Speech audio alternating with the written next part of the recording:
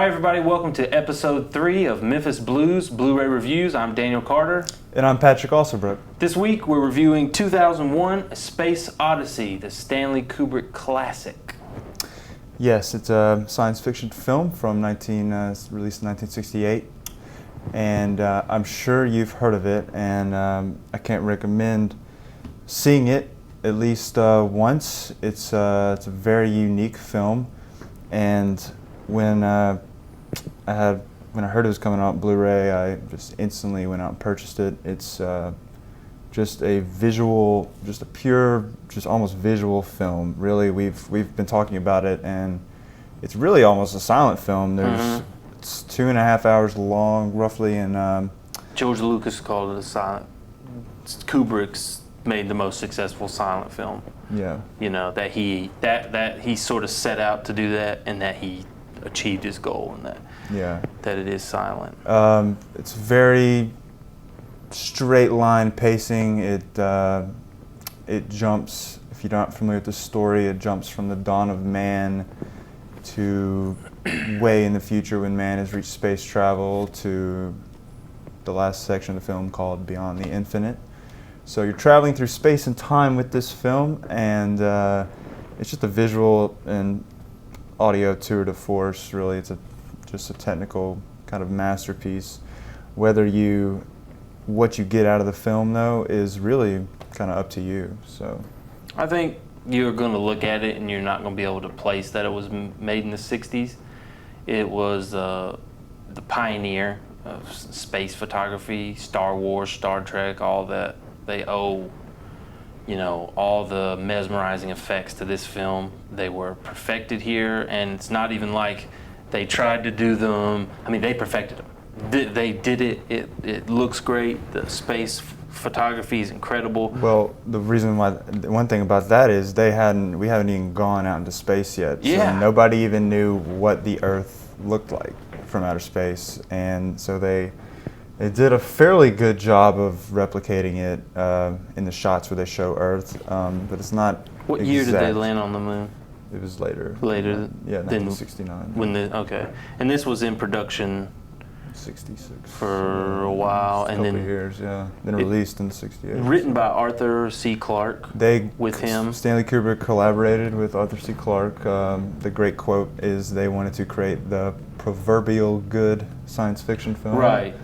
Kubrick had hated almost all of the 50s atomic age style sci-fi films, and kind of campy monster.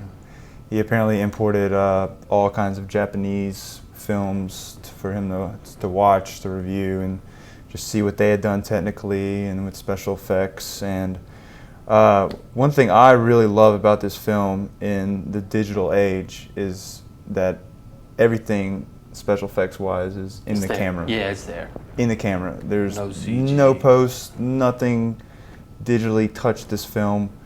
And there's just shots in here that really just blow your mind, like when they're going to the airlock and it's spinning and it's just the camera's stationed there. The camera work is unparalleled. There's you've heard people say probably before that Stanley Kubrick is a filmmaker's filmmaker. Anyone who understands camera work, anyone who understands the technological side of filmmaking, they will automatically be Kubrick fans because of the amount of time he put into making the image as close to perfect as it possibly could be. And the camera work was revolutionary. The Steadicam work, I don't even think it was Steadicam at the time, but they didn't use Steadicam. There's the movement isn't, there's a lot of times that the movement isn't like dolly track. There's a lot of times that it's moving all over these different places, up and over and panning, which is all. You just feel like you're in a spaceship when you're watching it. Like Patrick said, everyone needs to see this movie once.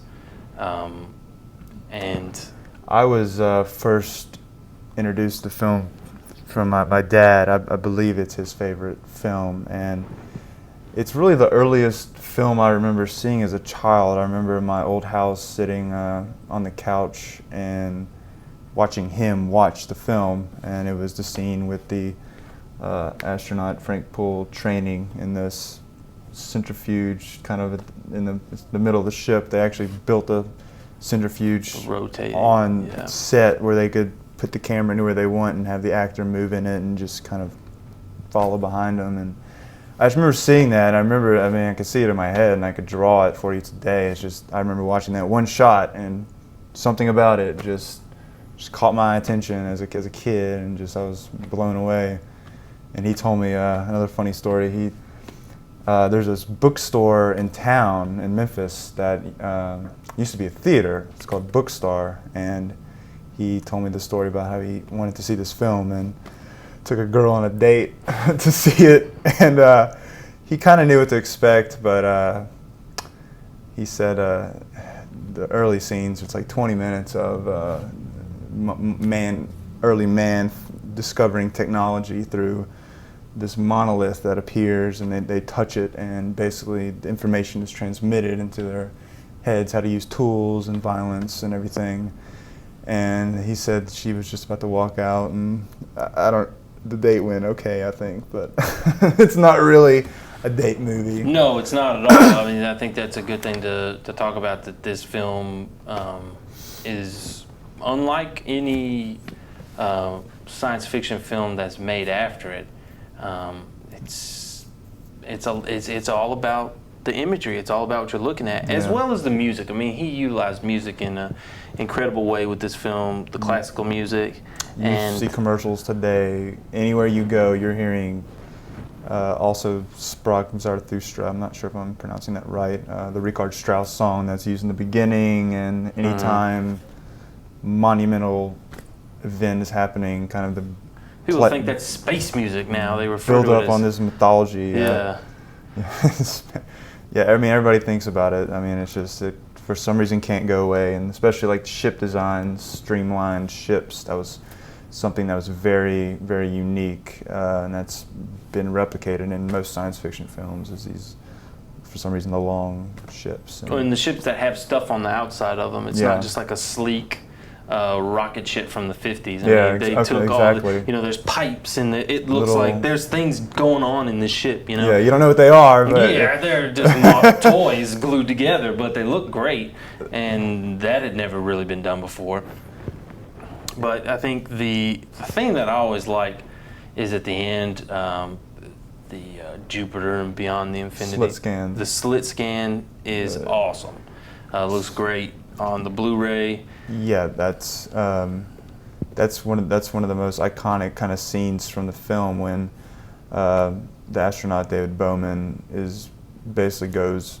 makes contact with the aliens, goes into the monolith, and is basically being transported through space and time. And what they used to express that was this photographic process where you set up the camera and you basically have this long sheet of images, whatever you want, and just you take a picture, move it a little, take a picture, move it a little. Very time-consuming process, but the results are just I couldn't spectacular. imagine. Yeah, the amount of precision gone into all the effects in this film, because the dialogue is very sparse. 40 minutes of dialogue. I would say the movie's definitely split up into sections, and the section on the what's the name of the ship? Jupiter. The ship. Discovery. Where HAL 9000. That's probably the most, like, you can sit down, you understand what's going on. This all makes sense. The computer is taking over and not doing what it's supposed to, and kind of creating a conscience of its own. Exactly, and that's really fun.